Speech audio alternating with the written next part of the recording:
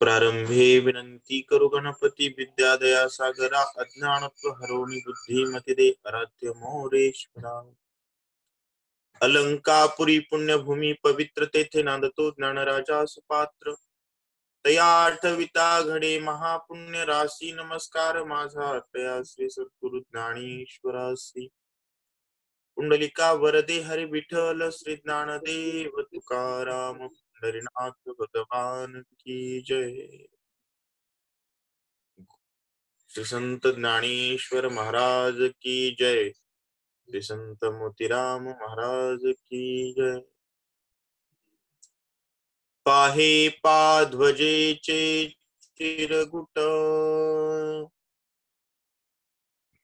पाहे पाध्वजेचे चिरगुट राया जतन करिता कष्ट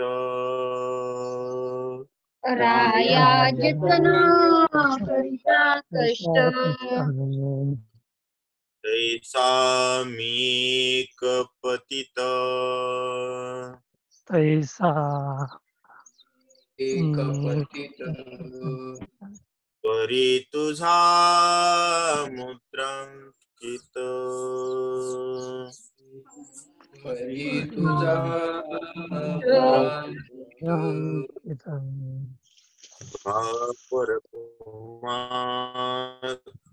मसी पत्र ते केवढे मसी पत्र ते केवढे रावो चालवी आपुल्या पाडे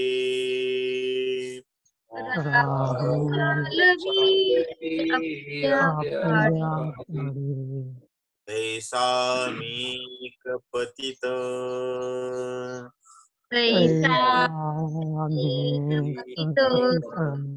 परी तुझा मुद्रांकित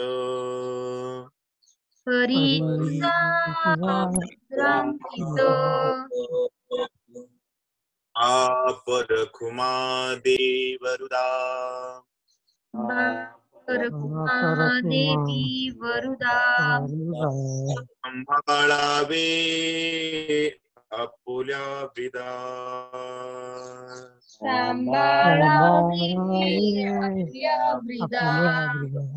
ऐसा मी पतित पतित परी तुझा मुद्रांकित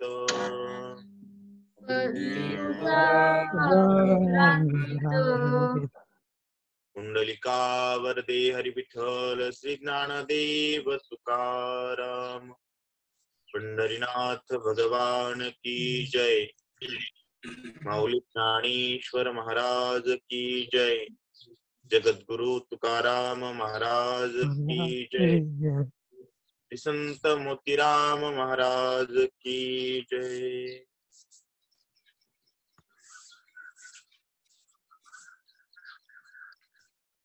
जे येणे माने बरवंट आणि तैसेची अति सोखट जेथ अधिष्ठान प्रगट डोळा दिसे। या ठिकाणी ज्ञानेश्वर महाराज सांगतायत अभ्यास करण्यासाठीच ठिकाण सांगतायत जे अशा पद्धतीनं अत्यंत बरवंट आहे, अत्यंत चोखट आहे, ज्या ठिकाणी बसल्यानंतर अधिष्ठान डोळ्याला दिसेल। जीवनाचं अधिष्ठान म्हणजे आत्मा आहे, ते आत्मसुख स्पष्ट दिसेल एवढं शांत ठिकाण असलं पाहिजे। आणि काही एक पहावे जे साधकी बसते होवावे आणि जनाचे पायरवे रुळेची ना। अनेकही साधकांना एका गोष्टीचा विचार केला पाहिजे की जनाचे पाय रवे रुळेची ना, जिथं लोकांचं येणं जाणं नसलं। कारण लोकांचं येणं जाणं असेल, त्यांची पाऊलं वाजतील तर मन चंचल होत। आणि चंचल मन त्या ठिकाणी योगामध्ये एकनिष्ठ राहू शकत नाही.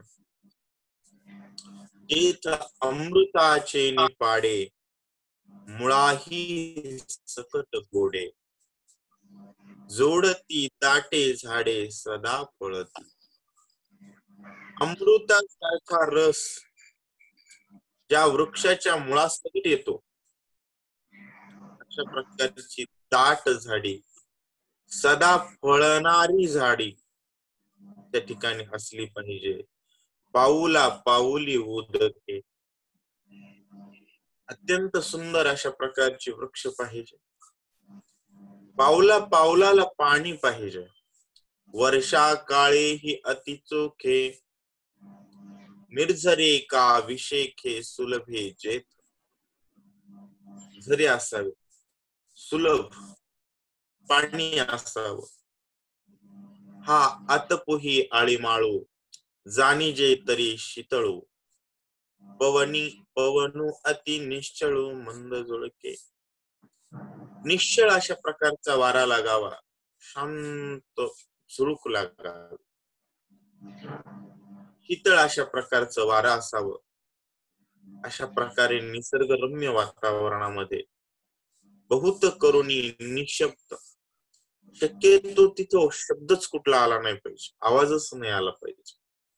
दाट नरिगे श्वापद. वृक्ष असावेत, जास्त असावेत, याचा अर्थ अतिदाटीत जायचं नाही.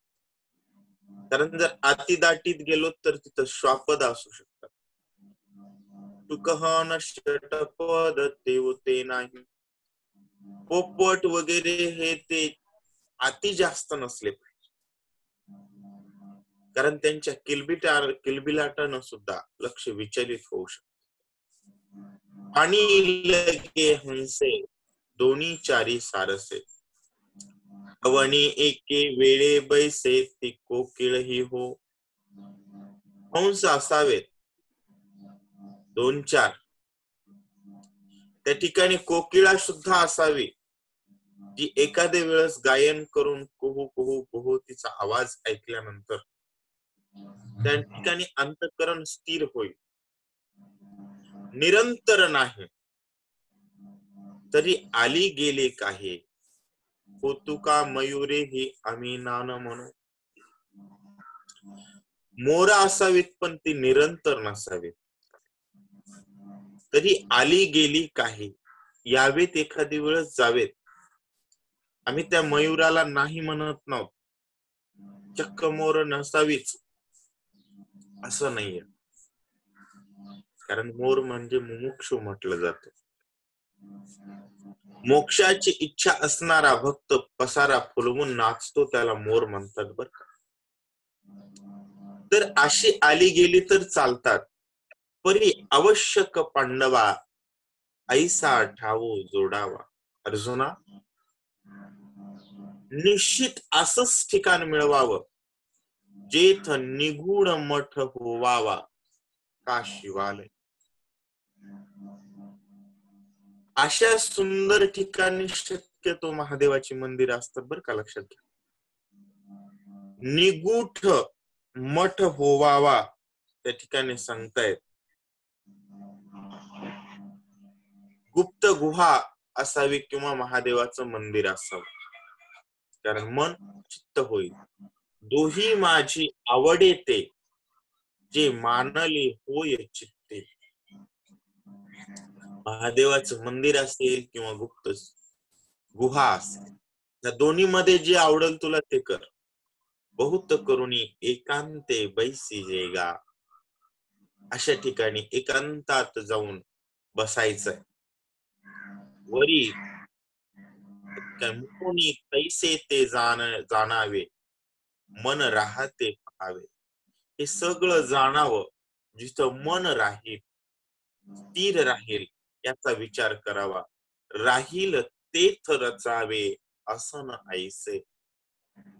असं मन ज्या ठिकाणी राहील त्या ठिकाणी आपण आसन टाकावं.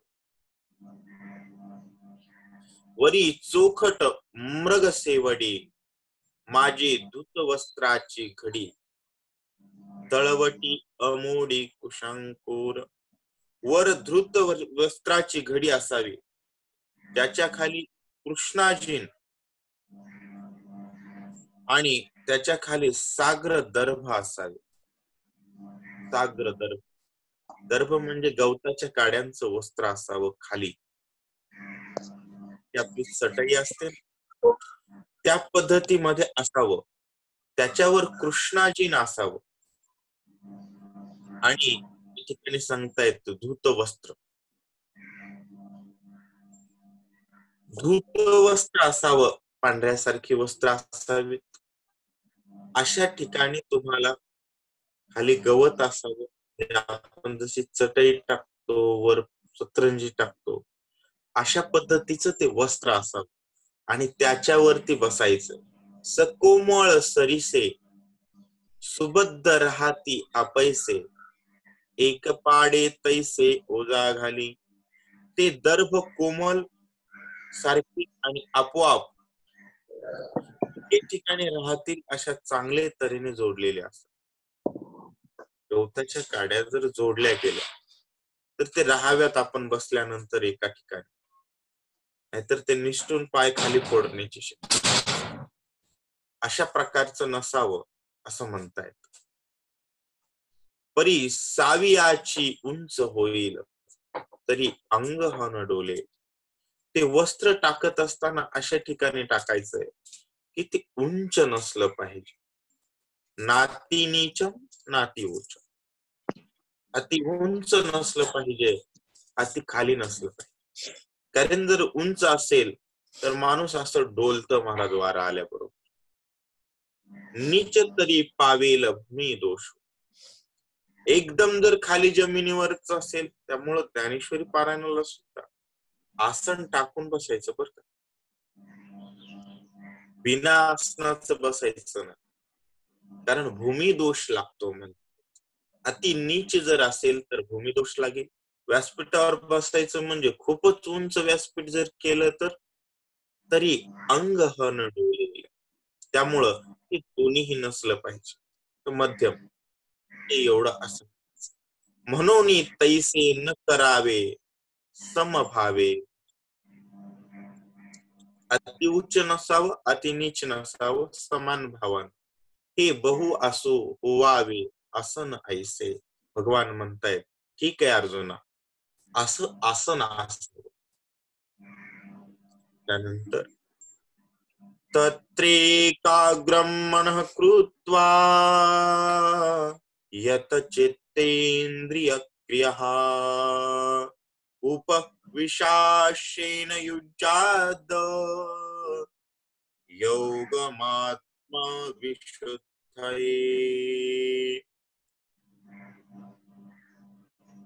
ते आपण एकाग्रांत करण, मग तेथ आपण एकाग्र अंतकरण, हे सद्गुरु स्मरण अनुभविजे. करुणी सद्गुरु स्मरण अनुभविजे. तैसे स्मरतेने आदरे, सभाय सात्विके भरे. आदरे सबाह्य सात्विके भरे. जावा कठीणपण विरे भावाचे, जव काठिन्य भावाचे. विषयांचा विसरू पडे, इंद्रियांचे कसमस मोडे. विषयांचा विसरू पडे, इंद्रियांची कसमस मोडे. मनाची घडी घडे हृदया माझी, मनाची घडी घडे हृदया माझी. ऐसे ऐके हे सहजे, फावे तव राहिजे. ऐसे ऐक्य हे सहजे, व्हावे तव राहिजे. आगतेनेची बोधे बैसिजे आसनावरे. मग तेनेची बोधे बैसिजे आसनावरी. आता अंगाते अंग करे, पवनाते पवनुचू धरी. आता अंगाते अंगवरी, पवनाते पवनु धरी.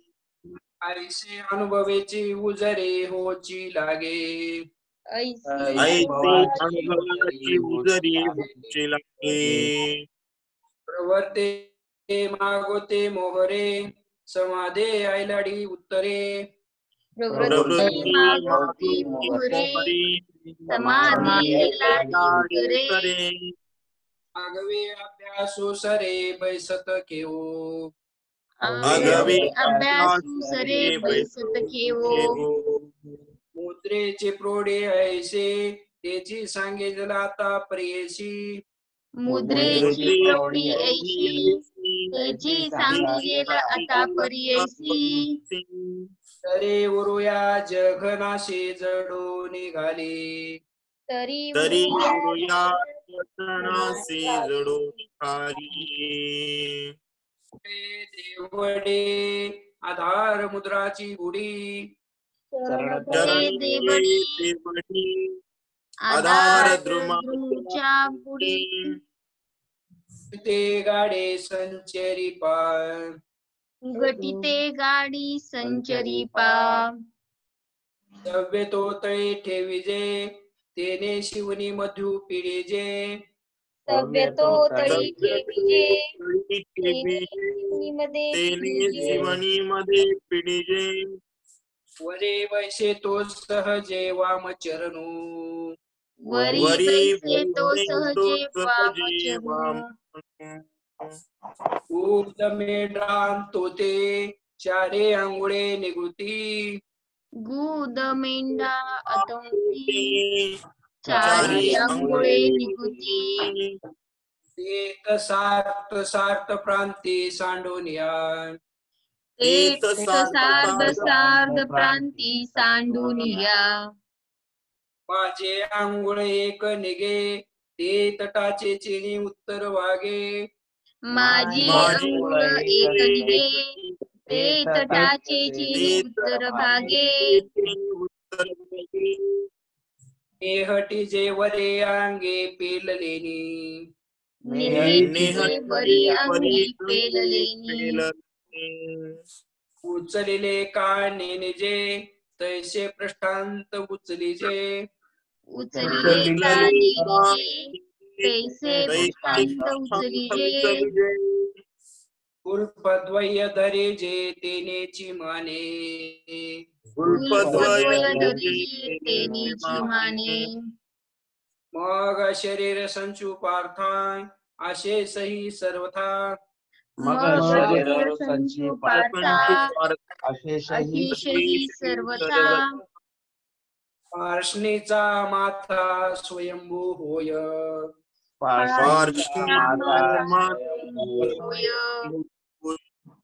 अर्जुना हे जाण मूळ बंधाचे लक्षण अर्जुना हे जाण मूळ बंधाचे लक्षण वज्रासन गौन नाम यासी वज्रासन नाम यासी ऐसे आधारे मुद्रा पडे आणि आधीचा मार्ग मोडे ऐसे आधारी मुद्रा पडे आणि आधीचा मार्ग मोडे ते टापानो अंतलेकडे ओहटो लागे ते अंतुलेकडे ओहटो लागे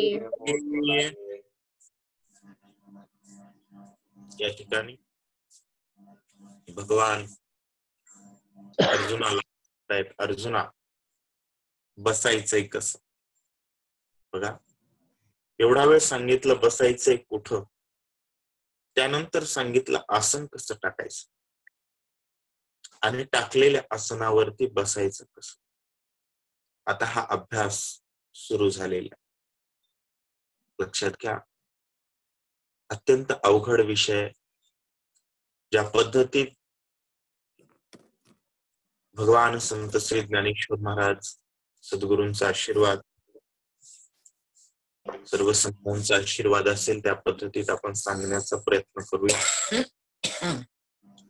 कारण हा अभ्यास मग ते आपण एकाग्र अंतःकरण मग त्या टाकलेल्या आसनावरती एकाग्र अंतःकरणानं बसायचंय.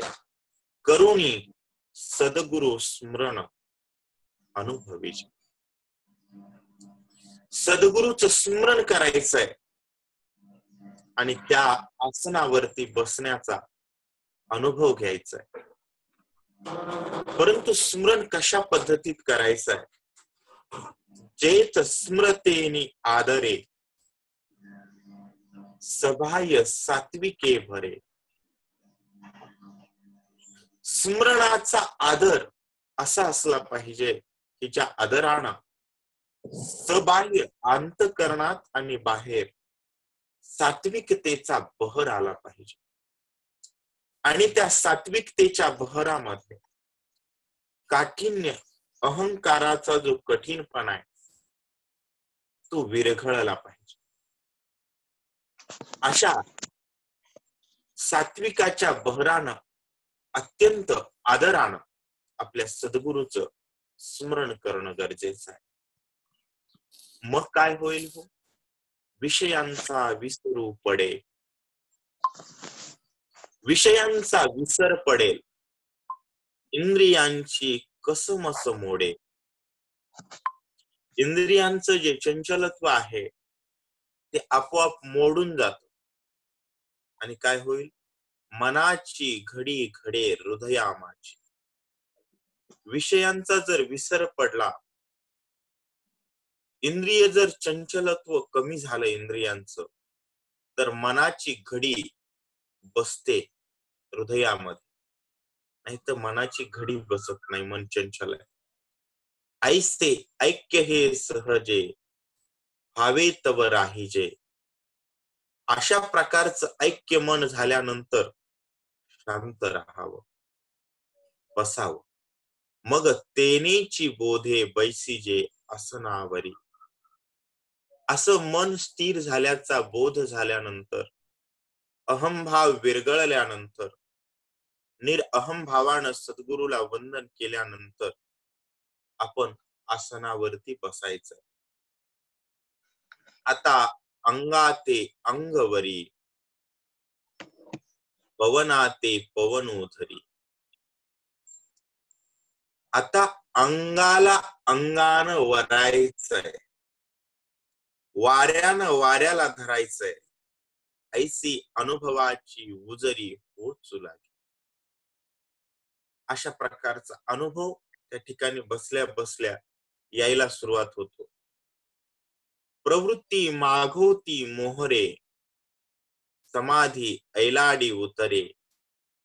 अवघे अभ्यासु सरे बैसत घेऊ. सर्वच अभ्यास संपतील बसल्या बरोबर. प्रवृत्ती माग फिरेल, संसाराकडे जा, आणि समाधी ऐलाडी उतरे. समाधी अलीकडे येईल, प्रवृत्ती माग फिरेल. असा सर्व अभ्यास बसल्या बसल्याच आपल्याला आलिंगन देण्यासाठी उतावीळ होईल. एवढं स्थिर चित्त, अहंकार विरहित चित्त करा आणि बसा. अशा प्रकारे म्हणताय. मुद्रेची प्रौढी ऐसी. बसल्यानंतरची जी आपली मुद्रा आहे ती एवढी प्रौढ असली पाहिजे, एवढी सामर्थ्यशाली असली पाहिजे. तेची सांगिजेला आता परियसी. बसताना कशा पद्धतीत बसायचं, किती व्यवस्थित बसायचंय ते सुद्धा भगवान आपल्याला या ठिकाणी सांगणार आहेत. 92व्या ओवीच्या अर्ध्यामधून सांगतायत बघा. तेची सांगिजेल आता परियसी, तरी उरुया जघनासी जडोनी खाली. ऊर आपल्या जघनाला जडेल. जघन म्हणजे मांड्या. आपलं जे काही पोटाचा विषय आहे तो मांडीच्या समान आला पाहिजे. त्यानंतर चरण तळे देवडी, आधार मुद्राच्या बुडी. सुघटिते गाढी संचरी पा. चरणाचे जे तळवटे आहेत ते आधार मुद्रेच्या बुडाला. आधार मुद्रा म्हणजे आपला आसनाचा भाग आहे, त्याच्या बुडाला पाय घालायचे. सुघटिते गाढी संचरी पा. बघा त्यानंतर म्हणतायत सव्य तो तळी ठेवीजे, शिवनी माझी पिढीजे, बैसे तो सहजे वामचरण. सव्य म्हणजे काय? उजवा पाय. आता हे जे आपला उजवा तळपाय आहे ना, त्याची टाच उजव्या तळपायाची टाच शिवनीमध्ये घालायची आणि त्याच्यावर डावा पाय ठेवायचा. ज्ञानेश्वर महाराज कसं बसतात बघा, ऐका. शिवन म्हणजे काय? आपलं बुधेंद्रिय आणि जननेंद्रिय यामध्ये एक 4 बोटाचं शिवण असतं. प्रत्येकाच्या लक्षात येईल. आपला शरीर, माणसाचं शरीर हे 2 भागामध्ये, 2 फाकीमध्ये विभागणी होते शरीराची. तर यात खालच्या बाजूनं आपली पाय जिथं जोडलेली वाटतात, बुध इंद्रिय आणि जननेंद्रियातला भाग 4 बोटाचा असतो. त्या ठिकाणी शिवण असतं. जसं आपण फाटल्यानंतर शिवतो ना, तशा प्रकारचं शिवण असल्याचा भाग असतो. त्या शिवणाच्या ठिकाणी आपल्याला बसत असताना उजवा पाय त्या शिवणामध्ये घालायचा आहे. म्हणजे या ठिकाणी अशा पद्धतीचं आसन करायचंय. हे जो काही आपला उजवा पाय आहे तो बरोबर त्या शिवणामध्ये टाच गेली पाहिजे. आणि त्यानंतर हा जो काही डावा आहे वामचरण, तो वर ठेवायचा, त्या पायाच्या वर ठेवायचा. आणि त्यानंतर म्हणतायत, बुध मेंढरा अतोती, चारी अंगुळे निगती, तेथ सार्ध सार्ध प्रांती ठाकोनिया. त्यानंतर म्हणतायत बघा, अपान आणि शिश्न यामध्ये जी 4 बोट जागा आहे, म्हणजे तेच शिवन आहे, ती मागे पुढे 1.5 बोट सोडून, म्हणजे बुध इंद्रियाकडे 1.5 बोट आणि इकडं 1.5 बोट, अशा प्रकारे 3 बोट सोडून एक आतमधल्या भागाला आपल्या उजव्या पायाची टाच लागली पाहिजे. तेथ सार्ध सार्ध प्रांती सांडोनिया, माझी अंगुळ एक निघे.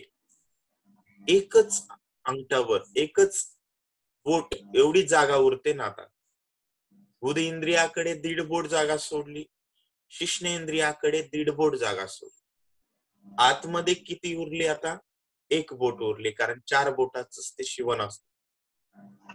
त्याच ठिकाणी तेथ टाचेचेने उत्तर भागे, टाचेचा जो उत्तर भाग आहे, म्हणजे चक्क टाचेचा खालचा भाग आहे, थोडासा वरचा भाग, नॉर्मल अशी जी टाच असते त्याच्या थोडा वरचा भाग, नेहेटीजे वरी अंगे पेललेनी. त्या ठिकाणी काय करायचंय आपल्याला? त्या ठिकाणी सांगतायत, टाचेच्या वरच्या भागाने त्या ठिकाणी दाबावं. जे शिवण आहे ना, बरोबर त्या ठिकाणी दाबायचं. त्यानंतर सांगतायत, उचलिले का नेणे जे तैसे पृष्ठांत उचल. आणि आता त्या ठिकाणी पाय दाबल्यानंतर, डावा पाय वर ठेवल्यानंतर, शिवणाच्या ठिकाणी उजवा पाय घातल्यानंतर हळूहळू हळूहळू आपल्याला नकळत आपल्याला पाठ उचलायचे. तैसे पृष्ठांत उचलीजे, गुल्फद्वय धरीजे तेनेची मानी. मग त्या ठिकाणी 2 बाजूचे जे काही आपले खुले आहेत, तो त्या ठिकाणी उचलायचे हळूहळू हळू, दोन्ही पायांच्या सरळ घोट्याच्या आधारावर. त्या ठिकाणी काय करायचे? आपल्याला उचलायचे. या ठिकाणी सांगतायत, मग पार्था हे शरीर, मग शरीर संचू पार्था, अशेष हे सर्वथा, पार्ष्णीचा माथा स्वयंभवोय. मग पार्था हे सर्व शरीर घोट्याच्या माथ्यावर आधारल्याशिवाय स्वतः सिद्ध राहते. आता एकच घोटा टेकलेला आहे, घोट्याच्या माथ्यावर म्हणजे आपण सततच खाली कशावर तळपायावरती बसत होतो. आता त्याच्या आधाराशिवाय शरीर जणू काही आल्हाद आहे अशी अनुभूती यायला लागते. अर्जुन आहे जाण मूळ बंधाचे लक्षण. अर्जुना, हे मूळ बंधाचं लक्षण. योग करत असताना बसण्याचं लक्षण. असं बसलं पाहिजे. आता वज्र याला काय म्हटलं जातं? वज्रासन गौण नामयास. याला गौण वज्रासन म्हटलं जातं. हे या वज्रासनामध्ये बसायचंय. ऐसी आधारी मुद्रा पडे आणि आधीचा मार्ग जोडे. तेथ अपानु अंतुलेकडे ओहोटू लागे. अशा रीतीनं मूळ बंधाचे आसन केले म्हणजे खालचा रस्ता बंद. कशाचा? वायूचा. लक्षात घ्या.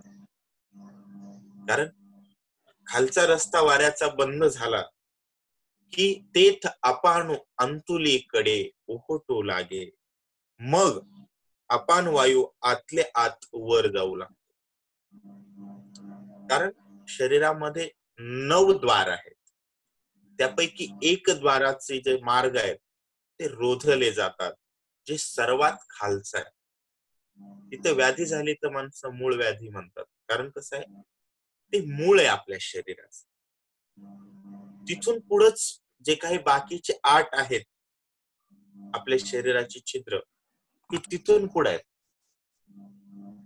म्हणजे पहिलं जे छिद्र आहे त्या ठिकाणचा वायू वर केला. त्याला काय म्हटलं जातं? अपानु अंतुलीकडे ओहोटू लागे. अशा प्रकारचं जे काही ज्ञानेश्वर महाराज आता इथून पुढे सांगणार आहेत. आपण इथून पुढचा विषय उद्या पाहूया. बघा, अशा पद्धतीत आज आपण योगाचं आसन बघितलेलं आहे. इथून पुढं योग कसा करायचा. मग आता त्या ठिकाणी दुसरं चक्र काय आहे? हे पहिलं चक्र. तो जो अपान वायू आहे तो हळूहळू हळूहळू आपल्याला या ठिकाणी मस्तकामध्ये आणायचा. आणि त्यानंतर इडा पिंगला, म्हणजे सुरुवातीपासूनच येणार आहे त्या इडा पिंगला नाडी वगैरे या जागृत करून त्या ठिकाणी आत्म्यावरती अमृत वर्षाव झाला म्हणजेच योग साध्य झाला. हा सुंदर विषय आहे. अति लक्ष देऊया. आणि माऊलींची आपल्यावर कृपा आहे. नक्कीच योग लक्षात येण्याच्या शक्यता नाकारता येत नाहीत. संतांची कृपा असेल ना तर काहीही शक्य आहे.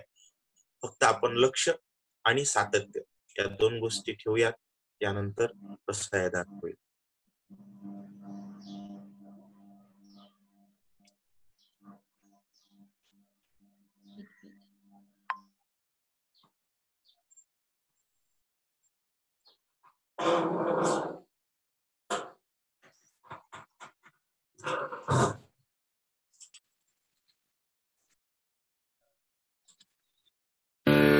आता विश्वात्मके देवे येने वाग्यज्ञे तोषावे. तोषोणी मज द्यावे पसाय दान हे. जे खळांची व्यंकटी सांडो तया सत्कर्मी रती वाढो. भूता परस्परे पडो मैत्र जीवांचे. दुरितांचे तिमिर जावो विश्वस्वधर्म सूर्ये पाहो. जो जे वांछील तो ते लाहो प्राणिजात. वर्षत सकळ मंगळी ईश्वर निष्ठांची मांदियाळी. अनबरत भूमंडळी भेट तू कल्पतरुंचे आरव चेतना चिंतामणीचे गाव बोलते जे अर्णव पियुषांसी चंद्रमे जे अलांछन मार्तंड जे तापहीन ते सर्वाहि सदा सज्जन सोय रे होतो किं बहुना सर्वसुखी पूर्ण होनितिः लोकी भजिजो आदिपुरुखी अखंडित आणि ग्रंथोपजीविये विशेषी लोकी ये दृष्टादृष्ट विजये हो आवेजी एथ म्हणे श्री विश्वेश्वराव हा होईल दान पसावो येणे बरे ज्ञान देवो सुखिया झाला येणे बरे ज्ञान देवो सुखिया झाला येणे बरे ज्ञान देवो सुखिया झाला तथास्तु तथास्तु तथास्तु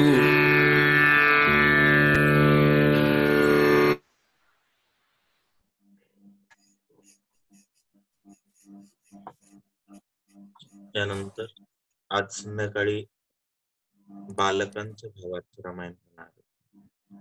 त्यामुळे कसं बी असेल पण सहभाग घेणं गरजेचं आहे.